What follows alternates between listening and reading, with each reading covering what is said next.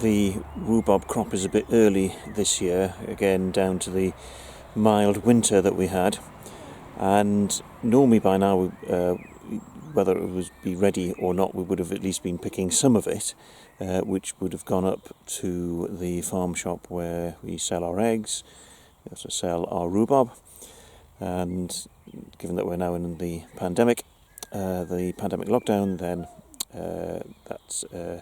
it's just not available to us to be able to ferry a whole load of rhubarb up to the farm shop, which is closed for the next few weeks.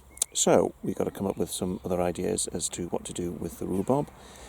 Some of it has already gone into the freezer, some of it has been made into pies and crumbles, some of it has been made into jam and chutney. So the one that we're going to do today is actually rhubarb jam. Now normally when we make rhubarb jam we add in other things, apple, and very often we add ginger as well. Today it's just going to be a rhubarb jam by itself. So back in the kitchen we're going to show you how to make rhubarb jam.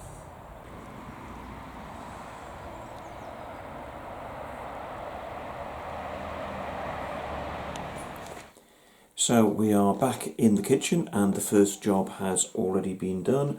We've chopped the rhubarb into lengths of about 1 to 2 centimetres. So into the preserving pan, put a layer of the rhubarb pieces and then cover it with sugar. You will need 1 kilo of sugar for every kilo of rhubarb that you've got, and then keep doing it in layers until you've used up all your rhubarb. Now I'm doing 1 3/4 kilos of rhubarb here, so that's that lot added, and the rest of the sugar. There it goes.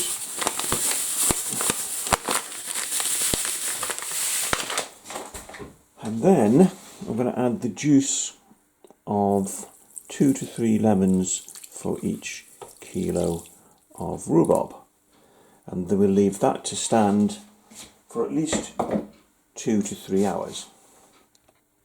Now the reason we're doing it this way with the layers is it allows the sugar to draw out a lot of the juices from the rhubarb, and that will help us create a jam which has a bit of body to it. It'll keep the pieces firm and to a decent size, and I like a nice bit of body in my jam. So that's what we're going to do. We're going to leave it for at least 2 or 3 hours, see how the juices have actually been drawn out.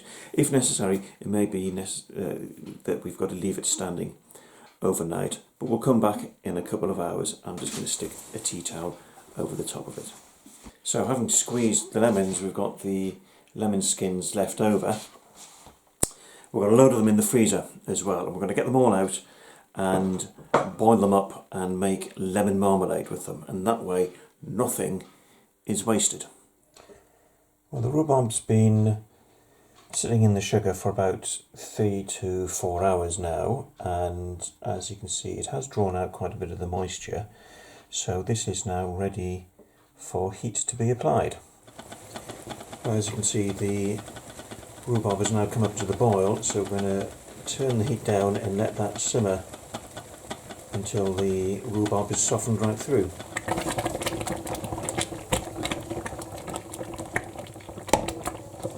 The pan has been simmering away for over an hour, and I've put a dollop on a saucer there, and if it sort of sets on the saucer, which it has done, it's time to put it into hot sterilised jars.